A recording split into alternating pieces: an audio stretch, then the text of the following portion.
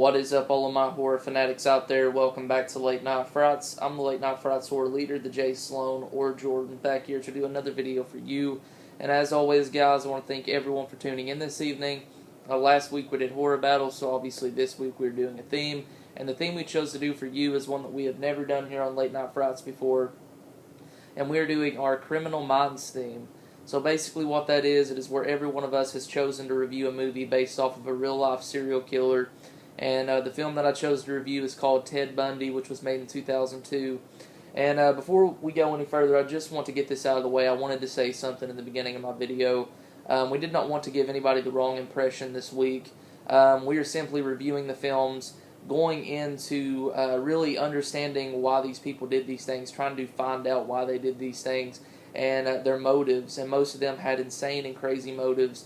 We are in no way condoning any of the things that were done or giving praise to any of these people. They were vicious, brutal, evil people. Everyone on this list, everyone that we talk about, every movie that we review is based off of a monster, basically. And I wanted to get that out of the way, and I really wanted to send out my condolences and give my thoughts to the family members who were affected by these people and all the losses that they have took by these people.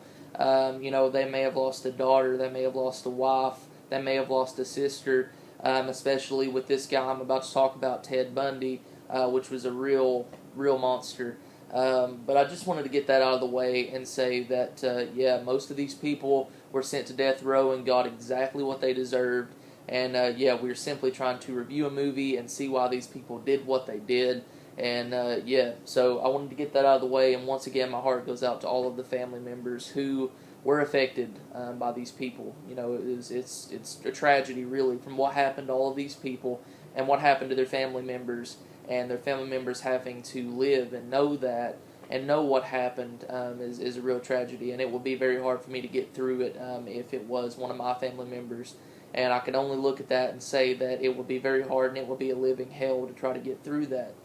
So I wanted to get that out of the way and just put that out there, guys. We didn't want to give anybody the wrong impression. We really just wanted to review the movie about these people and really see how crazy they were and why they did the things they did. There's no acceptable motive for anything these people did. They were completely insane, and we'll get into that a little bit in the review. So this film is based off of Ted Bundy, who was an American serial killer in the 1970s, who basically... I don't know much about Ted Bundy. I've seen the movie. I don't know much about what he did. I know what he did to women, but I don't know his biography or anything. I just know that he killed 30-plus women from in the 1970s, I believe, leading into the 1980s. And this film basically focuses on that, shows him from a young age growing up until when he commits the crimes, until when he is locked up. And yeah, that's the basis of the movie. It shows how crazy he really is and what a true monster he was, and the reason why he was able to slip through the cracks all of those years.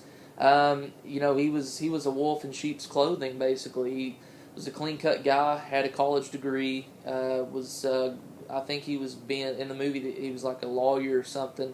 So he was a lawyer, knew the ins and outs of law enforcement and, crime and everything.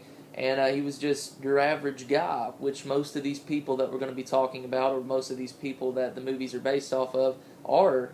Whether they're guys, women, whatever it may be, they're just normal-looking people. They're not suspicious. They are your average, everyday person. They could be your neighbor.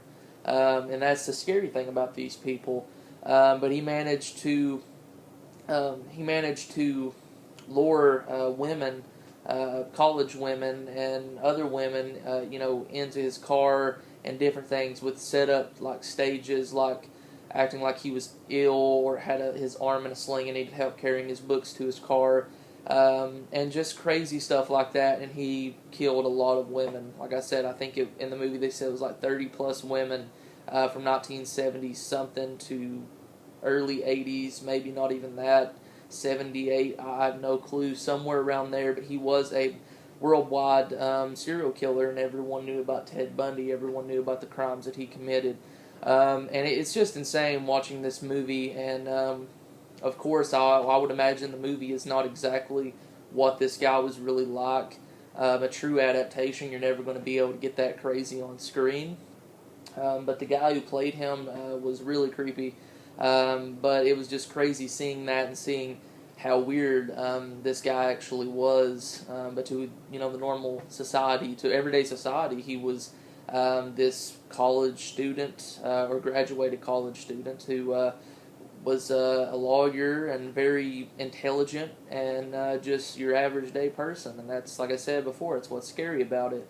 And that's basically it. It follows him from the time, I believe till the time he's younger, up until the crimes that he commits, up until the point where he gets put on death row. And the thing that I think is crazy about this guy, now it makes me think that they did not have him on lockdown or full control or something. He escaped, I think, 2 or 3 times. And it shows that throughout the film. He escapes many different times. One time, I believe he was in a library or something like that, and the window was up, and he just went out of the window. So how could you do that? How could you have a mass murderer, serial killer, in a library reading a book in a prison have the window open? It just doesn't make sense to me. He should have been on full lockdown, and he should have been guarded at all times, not being able to escape. He took more lives when he escaped, I do believe. I think he killed more people when he escaped until they finally caught him. It was just bad on the police part, really, right there, that they should have kept him on lockdown. I know most serial killers like that get locked away because they know what most prisoners will do to them, which I think is ridiculous. Throw them in the bunch with the rest of the people who are in there, and I'm pretty sure it's going to be bad, but that's what they deserve. They really did, and he got put on death row, and I don't even know the year he died, but I do know that he died on death row. He was from electrocution, I believe. He was put in the electric chair and murdered, or he was put in the electric chair, and so that's how Ted Bundy died. And like I said before, everyone who was on death row, everyone who died by electric chair, lethal injection, or anything in prison, in this list, everyone that we'll be talking about and basing movies on this week, the movies that are based on them. I'm not exactly sure what everyone else is doing. I know Ed Gein is in there. Lizzie Borden, John Wayne Gacy, who was also on death row, I believe. But anybody in this review who is on death row and who died by electrocution or lethal or the electric chair or lethal injection, they deserved it. They deserved every bit of what they got. And that's basically my movie review over Ted Bundy, the 2002 film. It wasn't bad acting. It's just hard to base a movie on that. The guy, like I said, was creepy. The guy who played Ted Bundy, and the way he had everyone fooled within the movie, and it showed how he did everything, and how he was able to just slip through the cracks for many, many years. In the 70s, DNA was not like it is now at crime scenes or anything like that, so that was another way he managed to keep on killing, but they should have caught him sooner. It should have been better, although it was the 70s, and he should have never escaped. Point blank, he should have never escaped, and there would have been more lives, more people alive today if he wouldn't have escaped. But it wasn't a terrible movie in terms of just a slasher movie. Let's just say if this is a slasher, let's take Ted Bundy out of it and just put some random guy in there. It wasn't a bad horror movie. It was just based on a piece of garbage. Yeah, guys, I'm sorry if this turned into a rant. This is an unusual theme for us to do this week. Thinking about all the families and everything, it's very hard to talk about this guy, thinking about everything that he's done.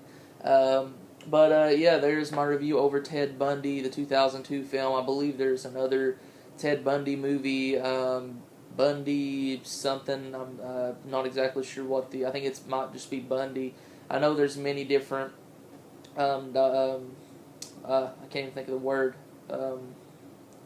documentaries. I don't know why I couldn't think of that. Many different documentaries on Ted Bundy and probably everyone else that is in reviewing a movie this week or in a movie this week. Stay tuned, guys. There's my review over Ted Bundy. Stay tuned tomorrow.